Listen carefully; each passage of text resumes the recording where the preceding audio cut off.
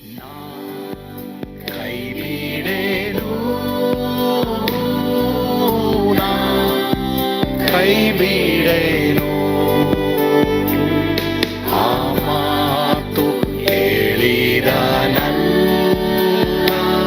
ತಾ ಹೇಳಿದ ನಲ್ಲವೇ. ನಾ ಕೈ ಬಿಡೇನು, ನಾ ಕೈ ಬಿಡೇನು, ಆ ಮಾತು ಹೇಳಿದ ತಾ ಹೇಳಿದ ಯೇಸು ಕೈ ಬಿಡನು ದೈನಂದಿನ ಸತ್ಯವೇದ ಅಧ್ಯಯನಕ್ಕೆ ನಿಮ್ಮೆಲ್ಲರನ್ನು ಆಹ್ವಾನಿಸುತ್ತೇನೆ. ಇಂದು ನಾವು ಆದಿಕಾಂಡ 49ನೇ ಅಧ್ಯಾಯ 13ನೇ ವಚನ ಜೆಬುಲೋನನ ಕುರಿತು ನಾವು ಈ ದಿನ ಧ್ಯಾನ ಮಾಡ್ತೇವೆ. ಓದಿಕೊಳ್ಳೋಣವಾ? ಜೆಬುಲೋನನು ಸಮುದ್ರದ ಕರಾವಳಿಯಲ್ಲಿ ವಾಸ ಮಾಡುವನು, ಅವನಿಗೆ ಹಡಗುಗಳು ಸೇರುವ ರೇವು ಇರುವುದು, ಅವನ ಸೀಮೆಯ ಒಂದು ಮೇರೆ ಚಿಯೋನಿಗೆ ಮುಟ್ಟುವುದು. ಇದು ಈಗಿನ ಕಾಲದ ಲೆಬನೋನ್ ಎಂಬುದಾಗಿ ನಾವು ನೋಡ್ತೇವೆ. ಲೆಬನೋನ್ ಆಗಿ ಮಾರ್ಪಟ್ಟಿದೆ. ಆಗಿನ ಕಾಲದಲ್ಲಿ ಜೆಬುಲೋನ್ ಜೆಬುಲೋನನ್ನ ಅದು ಆಳ್ವಿಕೆ ಮಾಡಲಿಲ್ಲ ಎಂಬುದಾಗಿ ನಾವು ನೋಡ್ತೇವೆ. ಅಂದ್ರೆ ಈಗ ಈಗಿನ ಕಾಲದ ಲೆಬನೋನ್ ಈ ಒಂದು ಜೆಬುಲೋನನಿಗೆ ಕೊಡಲ್ಪಟ್ಟಂತ ಸಮುದ್ರದ ಕರಾವಳಿ ಎಂಬುದಾಗಿ ನಾವು ನೋಡ್ತೇವೆ. ಇಲ್ಲಿ ಈ ಜೆಬುಲೋನನು ಇವನಿಗೆ ಹಡಗುಗಳು ಸೇರುವ ರೇವು ಇರ್ತದೆ, ಅವನ ಸೀಮೆಯ ಒಂದು ಮೇರೆ ಚೀದೋನಿಗೆ ಮುಟ್ಟುತ್ತದೆ ಎಂಬುದಾಗಿ ನಾವು ನೋಡೋರಾಗಿದ್ದೇವೆ. ಅಂದ್ರೆ ಇವನು ಒಳ್ಳೆ ವ್ಯಾಪಾರಸ್ಥನಾಗ್ತಾನೆ. ಮಾತ್ರವಲ್ಲದೆ ಇವನ್ನ ಯಾರು ಆಕ್ರಮಣ ಮಾಡಲ್ಲ. ಮಾತ್ರವಲ್ಲದೆ ಇವನು ಯಾರ ಒಂದು ಗುಲಾಮತನಕ್ಕೆ ಇವನು ಬರೋದಿಲ್ಲ ಎಂಬುದಾಗಿ ಇಲ್ಲಿ ಯಾಕೋಬನು ಅವನಿಗೆ ಪ್ರವಾದನೆಯಾಗಿ ವಾಗ್ದಾನ ಮಾಡ್ತಾನೆ. ಪ್ರಿಯರೇ, ಜೆಬುಲೋನ್ ನಾವು ನೋಡ್ಬೇಕಾದ್ರೆ ಈಸ್ ಅ ವೆರಿ ಸೈಲೆಂಟ್ ಆದಂತ ವ್ಯಕ್ತಿ. ಮುಖ್ಯವಾಗಿ ನೀವು ಸತ್ಯವೇದದಲ್ಲಿ ಓದ್ಬೇಕಾದ್ರೆ ಅಲ್ಲಲ್ಲಿ ನಫ್ತಾಲಿ, ಜೆಬುಲೋನ್ ಪ್ರದೇಶಗಳ ಬಗ್ಗೆ ನೀವು ಓದ್ತಾ ಇರ್ತೀರಾ. ಸೊ ಹೀಗಾಗಿ ಆ ಒಂದು ವಾಕ್ಯಕ್ಕೆ ಬರುವಾಗ ಜೆಬುಲೋನ್ ಹೆಸರಿನ ಅರ್ಥ ಮಾತ್ರವಲ್ಲದೆ ಅವನಿಗೆ ಯಾಕೆ ಈ ಕರಾವಳಿ ಪ್ರದೇಶ ಅವನಿಗೆ ಸಿಕ್ತು ಎಂಬುದಾಗಿ ನಾವು ನೋಡ್ತೀವಿ. ಮಾತ್ರವಲ್ಲದೆ ನೀವು ಲೂಕನ್ ಬರೆದ ಸುವಾರ್ತೆಯಲ್ಲಿ ಜೆಬುಲೋನ್ ನಫ್ತಾಲಿ ಪ್ರದೇಶಗಳ ಬಗ್ಗೆ ನೀವು ಓದ್ತೀರಾ. ಅಲ್ಲಿ ಯೇಸು ಸ್ವಾಮಿ ಅಲ್ಲಿಗೆ ಬರುವಂತದ್ದನ್ನ ಸಹ ನಾವು ನೋಡೋರಾಗಿದ್ದೇವೆ. ಯಾಕಂದ್ರೆ ಅವರಲ್ಲಿ ಏನೋ ಒಂದು ಒಳ್ಳೆ ಗುಣ ಇತ್ತು. ಅದೇ ತರ ಇವಾಗ ನಿಮ್ಮಲ್ಲಿ ಏನು ಗುಣ ಇದೆ, ಕೆಟ್ಟ ಗುಣ ಇದ್ರೆ ಅದನ್ನು ತೆಗೆದಾಕಿ, ದೇವರಿಗೆ ವಿರುದ್ಧವಾದನ್ನು ತೆಗೆದಾಕಿ, ಒಳ್ಳೆಯದನ್ನೇ ನೀವು ಅನುಭವಿಸ್ರಿ, ಅನುಸರಿಸ್ರಿ. ಕರ್ತನ ಖಂಡಿತವಾಗಿ ನೀವು ಸಹ ನಿಮ್ಮ ಬಿಸ್ನೆಸ್ಗಳಲ್ಲಿ ನೀವು ಆಶೀರ್ವಾದ ಹೊಂದುವ ಹಾಗೆ, ಅಭಿವೃದ್ಧಿ ಹೊಂದುವ ಹಾಗೆ, 4 ದಿಕ್ಕುಗಳಲ್ಲೂ ನೀವು ಬೆಳೆಯುವ ಹಾಗೆ ಕರ್ತನು ನಿಮಗೆ ಮಾಡ್ತಾರೆ. ಕರ್ತನು ನಿಮ್ಮನ್ನು ಆಶೀರ್ವದಿಸಲಿ. ಆಮೇನ್. God bless you. ಪ್ರಾರ್ಥನೆ ಮಾಡೋಣವಾ? ನಮ್ಮನ್ನು ಬಹಳವಾಗಿ ಪ್ರೀತಿ ಮಾಡಿದಂತ ನಮ್ಮ ಸ್ವರ್ಗೀಯ ತಂದೆಯಾದ ದೇವರೇ, ನಿಮಗೆ ಸ್ತೋತ್ರ. ಈ ದಿನ ನಮ್ಮೊಂದಿಗೆ ನೀವು ಮಾತನಾಡಿದಕ್ಕಾಗಿ ಸ್ತೋತ್ರ. ತಂದೆಯಾದ ದೇವರೇ ಸ್ವಾಮಿ, ಹೌದಪ್ಪ, ಅನೇಕರು ಇವತ್ತು ಬಿಸ್ನೆಸ್ಗಳಲ್ಲಿ ಕಷ್ಟಪಡ್ತಾ ಇದ್ದಾರೆ ಅಥವಾ ನಷ್ಟವನ್ನು ಅನುಭವಿಸ್ತಾ ಇದ್ದಾರೆ. ಯಾವ ಮುಂದುವರಿಕೆನೂ ಇಲ್ಲ, ಅಭಿವೃದ್ಧಿನೂ ಇಲ್ಲ. ಅಂಥವರಿಗಾಗಿ ನಾವು ಪ್ರಾರ್ಥನೆ ಮಾಡ್ತೀವಿ. ಜೆಬುಲೋನನ ಕುರಿತು ಅವರು ಸ್ಟಡಿ ಮಾಡುವ ಹಾಗೆ, ಅವನಿಗಿದ್ದಂಥ ಒಂದು ಒಳ್ಳೆ ಗುಣವನ್ನು ಅನುಸರಿಸುವ ಹಾಗೆ ಅವರಿಗೆ ಕೊಡಬೇಕಪ್ಪ. ಯಾರ್ಯಾರ ಬಿಸ್ನೆಸ್ಗಳು ನಷ್ಟವಾಗಿದೆ, 2ರಷ್ಟು ಲಾಭ ಅವರಿಗೆ ದಯಪಾಲಿಸು. ಯೇಸುವಿನ ಹೆಸರಿನಲ್ಲಿ ಪ್ರಾರ್ಥಿಸ್ತೇವೆ ಸ್ವಾಮಿ. ಆಮೇಲೆ ಕರ್ತನು ತಾನೇ ನಿಮ್ಮೆಲ್ಲರನ್ನು ಆಶೀರ್ವಾದ ಮಾಡಲಿ. ಸ್ವರ್ಗದ ಆನಂದ ನಿಮ್ಮೆಲ್ಲರನ್ನು ತುಂಬಿ ತುಳುಕಲಿ. ಆಮೇಲೆ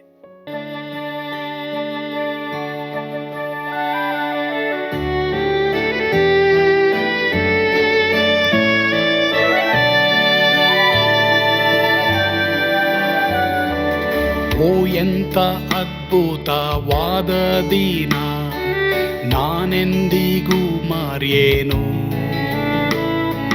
ಪಾಪಂಧಕಾರದೊಳ್ ಅಲೆದೇನ, ರಕ್ಷಕನ ಕಂಡೇನು.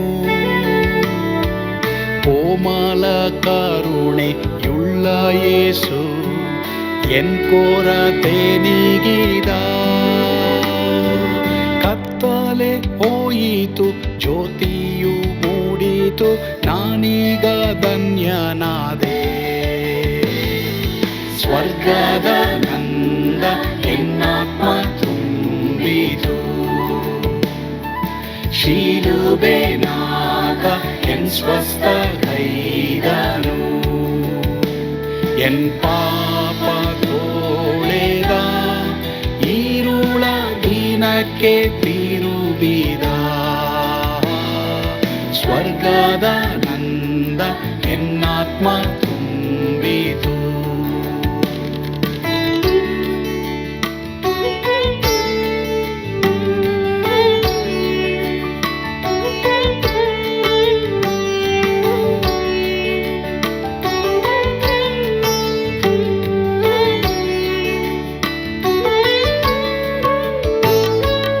ಆತ್ಮನ ನೂತನ ಜನ್ಮದಿಂದ ದೇವಪುತ್ರನಾದೇನು, ನೀತಿ ನಿರ್ಣಯವ ಹೊಂದಿದೇನು, ಭಾಗ್ಯವಂತನಾದೇನು. ಪಾಪಾತ್ಮನಾಗಿ ನಾ ಬಂದಾಗಲೇ ಆಶೀರ್ವಾದ ಸಿಕ್ಕಿತು. ಕೃಪೆಯ ಮೂಲವೇ ರಕ್ಷಣೆ ಹೊಂದಿದೆ, ಸುನಾಮ ಕೊಂಡಾಡುವೆ.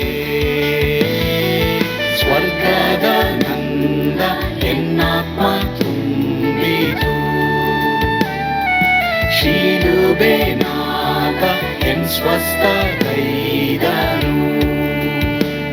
ಎನ್ ಪಾಪ ತೋಳೆದ ಈರುಳ ದಿನಕ್ಕೆ ತಿರುಗಿದ ಸ್ವರ್ಗದ ನಂದ ಎನ್ನಾತ್ಮ ತುಂಬಿತು.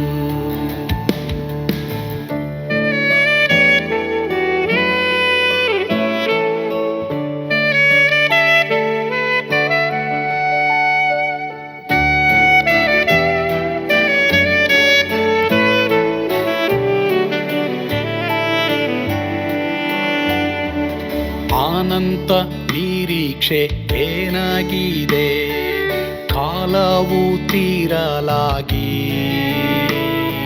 ಸ್ವರ್ಗದ ಭವ್ಯ ಬಿಡಾರದಲ್ಲಿ ನಿತ್ಯವಾಗಿ ಇರುವೆ. ಶಿಲುಬೆ ನನಗೆ ಆಶ್ರಯವೇ, ನಂಬಿಕೆಗಾಧಾರವೇ.